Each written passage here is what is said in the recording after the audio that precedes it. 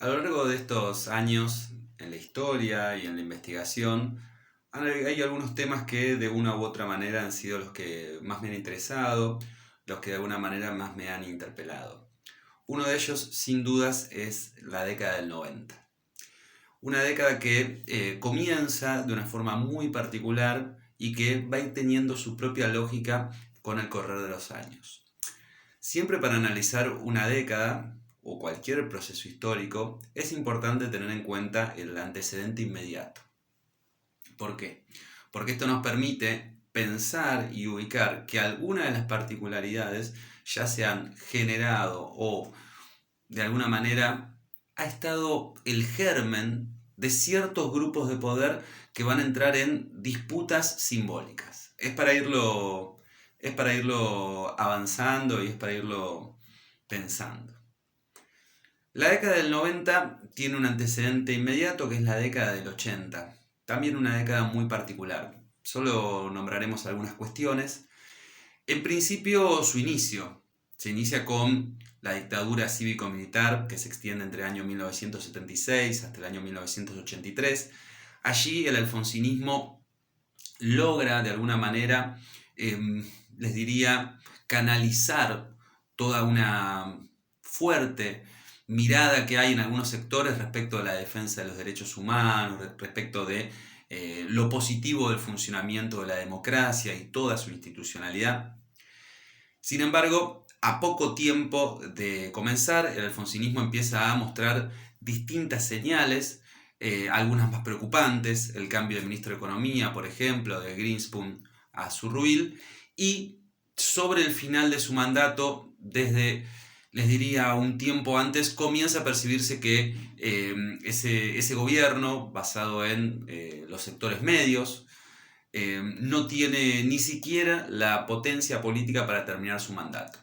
¿Por qué ocurre esto? Por distintos procesos económicos, la hiperinflación, los números cada vez más preocupantes en cuanto a el funcionamiento del sistema público, y todo esto de alguna manera conlleva a que tengan que entregar el poder de manera anticipada y en el año 1989 asuma la presidencia Carlos Saúl Menem. En historia muchas veces los tiempos cronológicos y los tiempos que analizamos no coinciden exactamente con la numeración. ¿Sí? Por ejemplo, esa década del 90 comienza allí, en el año 1989. Analizar y pensar el menemismo es todo un desafío. Al mismo tiempo, un sector importante de quienes tenemos 40, 45 años, lo hemos vivido en nuestra niñez y es el ejercicio de cruzar todo lo que hemos ido estudiando y ver cómo eso se conjuga con algunas pequeñas vivencias que recordemos de nuestra niñez. El menemismo en la Argentina va a ser quien va a profundizar el neoliberalismo. Cuando digo neoliberalismo, hablo de un tema que daría seguramente para otros de estos momentos. Vamos a al menos decir que en la República Argentina se instaura durante la dictadura cívico-militar. Es un modelo económico que rebasa sus propias particularidades en cuanto a las cuestiones más micro y macro, y por supuesto es todo un modelo cultural y un modelo social.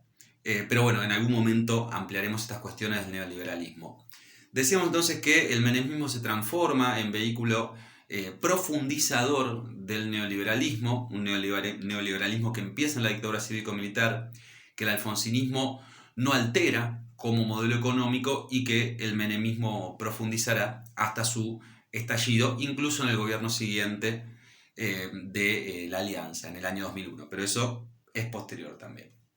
Decíamos que el menemismo comienza con toda una liturgia y un discurso y realiza toda una campaña electoral con la iconografía y sobre todo con la prédica del primer peronismo.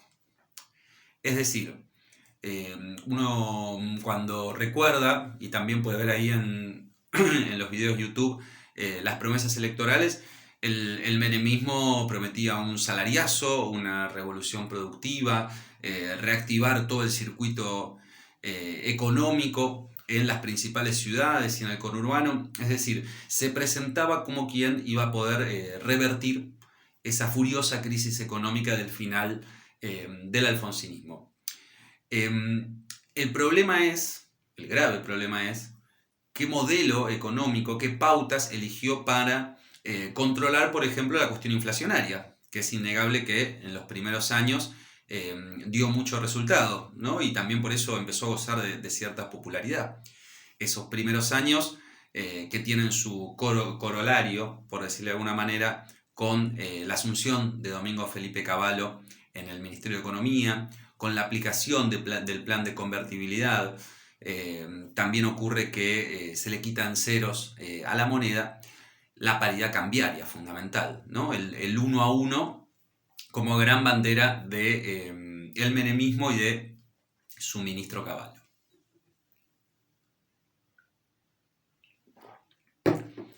¿Qué medidas se comienzan a tomar? Bueno, por supuesto, la liquidación de las empresas estatales, todo lo que tenga que ver con empresas que inclusive el propio peronismo había recuperado para todos los argentinos, comienzan a ser vendidas, privatizadas, en medio de escándalos de corrupción, pero la clave de este ejemplo es lo siguiente.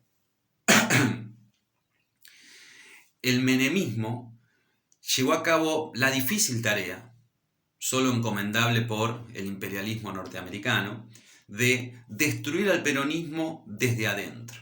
Es decir, vaciar ese movimiento nacional y popular, el más importante de la historia de nuestro país y uno de los más importantes a nivel latinoamericano, vaciarlo de contenidos y justamente desandar todo el andamiaje de justicia social que sobre todo ese primer peronismo había generado, no solo en lo concreto, sino también en la mentalidad de amplios sectores de la sociedad. ¿Sí? Entonces, esa destrucción del peronismo va poco a poco a ir calando, ¿sí? Y podría decirse que durante la década del 90, la mayor parte de ese gran movimiento nacional y popular fue destruido. ¿Sí? Quedaron algunos bolsones de sectores que reivindicaban, en muchos casos, me acuerdo del Grupo de los Ocho con el viejo de Alessandro allí en el Congreso de la Nación, pero salvo estos casos excepcionales, el menemismo logra con mucho éxito con el correr de la década inclusive quitar la palabra, la mentalidad peronista de los sectores populares en la Argentina, ¿no? Una gran proeza que, insisto, solo puede ser realizada con una planificación metódica y específica. ¿Con qué situación social y económica nos vamos encontrando con el correr de la década? Bueno, se va generalizando la pobreza, la marginalidad, la desocupación, comienzan a aparecer casos muy paradigmáticos, ¿no? Bueno, habría que hacer de cada uno de estos casos que voy a nombrar, habría que hacer un especial o uno de estos momentos. Unos casos que impacta fuerte en la opinión pública argentina es el caso María Soledad Morales, ¿sí? Allí en Catamarca en el año 1990, que desnuda muchas de las cuestiones que el neoliberalismo tiene adheridas.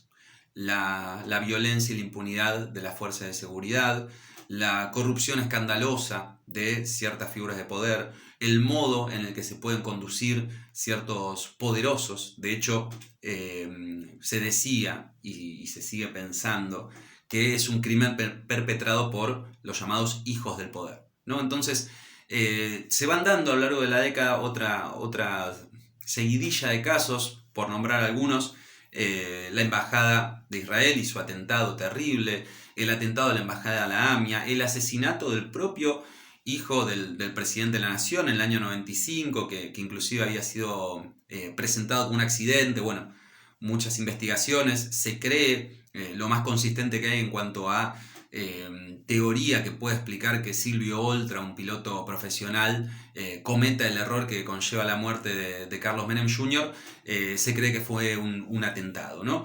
Y siguiendo en ese continuum de noticias muy dolorosas, en medio de el empobrecimiento de los sectores medios, en medio de la ampliación de los bolsones estructurales de pobreza, tenemos pues algo que golpea mucho a los sectores progresistas, pero también al sector trabajador, porque a fin de cuentas un periodista como José Luis Cabezas, que es asesinado en el año 97 de una manera sanguinaria y mafiosa, con la sombra de Chabrán detrás, sacude a muchos sectores, ¿no? En tanto en cuanto Cabezas como trabajador, como laburante, como algunos podrán decir, y habrá que discutirlo, como proletario, pero también en cuanto a vehículo de ciertas ideas que sectores que durante los 80 habían experimentado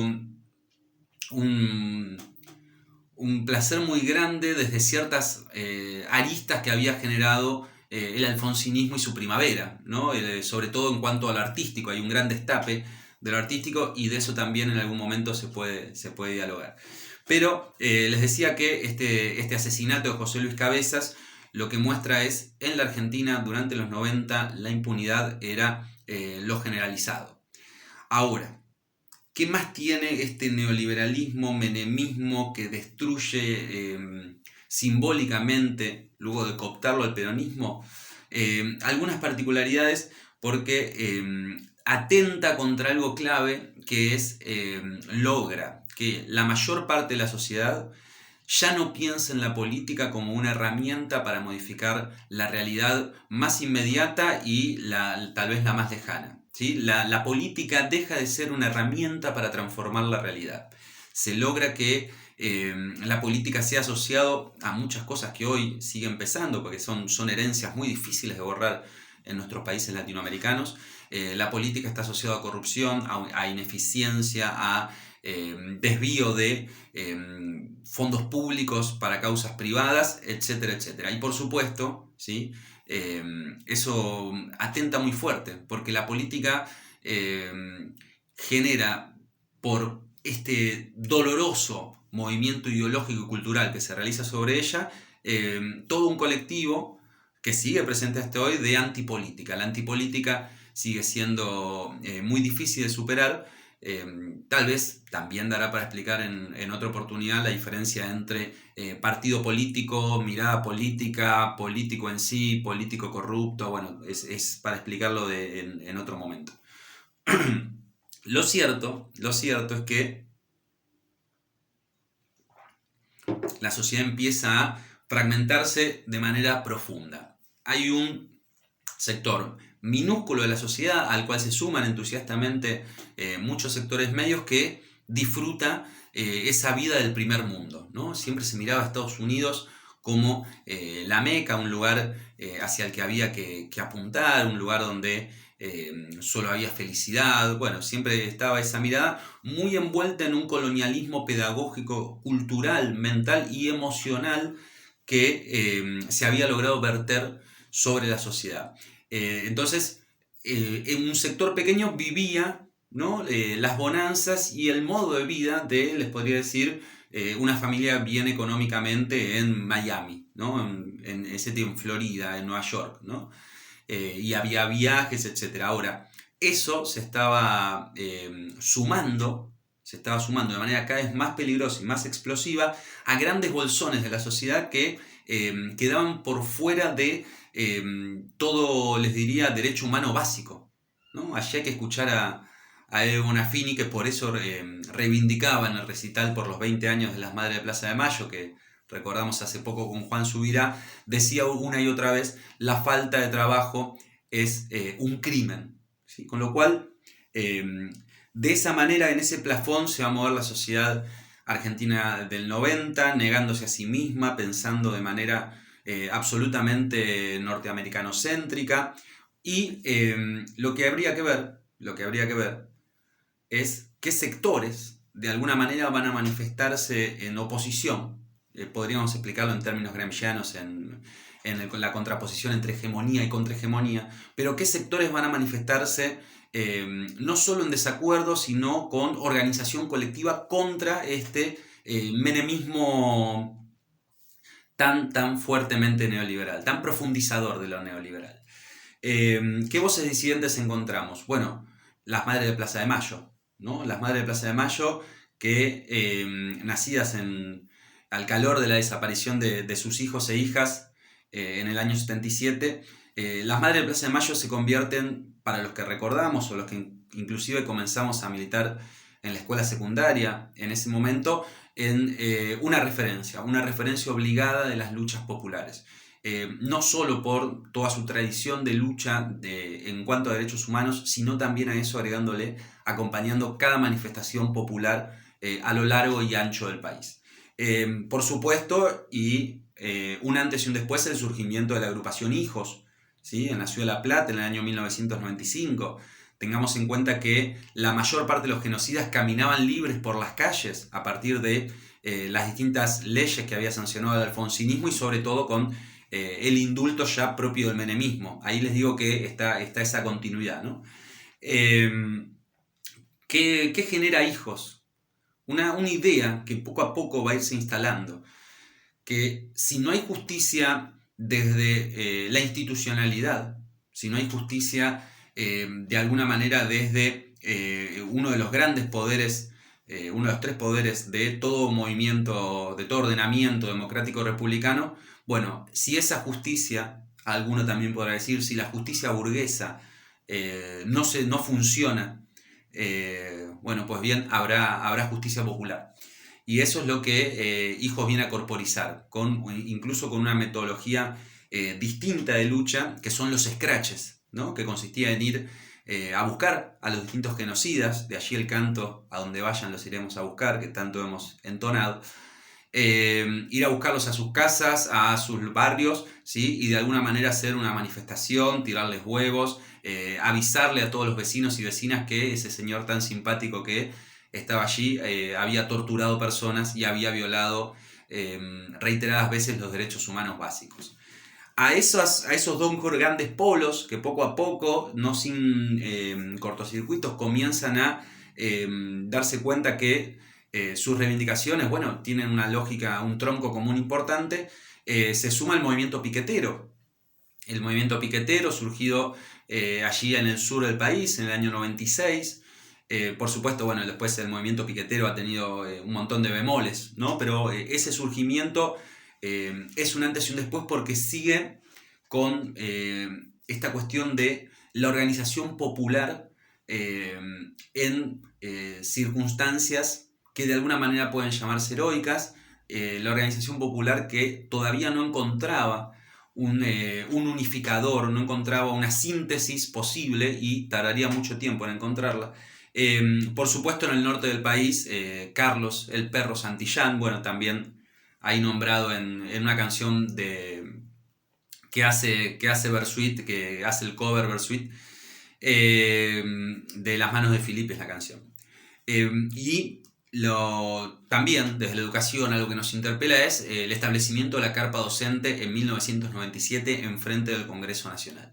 Allí docentes de todo el país, no solo por reclamos salariales, que es algo que se suele adherir a toda lucha docente, sino también por reclamo de infraestructura, por reclamo de la salud de sus estudiantes. Se congregaban docentes de todo el país y realizaban huelgas de hambre allí enfrente del Congreso. Una historia de lucha también muy interesante que seguro es para ir abriendo. Ahora, como de alguna manera había que buscar por fuera de nuestro país, era muy compleja la situación, les reitero, era muy compleja la situación ideológica, buscar referencias. Muchos habían reivindicado en el pasado a Perón, pero ahora el menemismo que se reivindicaba peronista venía a generar hambre y desocupación. Había grandes dificultades para encontrar referencias concretas. Se busca en el resto de Latinoamérica. Y bueno, naturalmente hay una similitud muy, muy fuerte, según su versión, de, por ejemplo, las madres de Plaza de Mayo con la mirada del Che Guevara y lo que había significado esa revolución cubana en 1959 con, por supuesto, Fidel Castro todavía vivo, ¿no? Entonces, constantemente se miraba la revolución cubana de 1959 y a la figura de Fidel vivo y a la figura del Che ya leyenda, ya inmortalizado, ¿sí?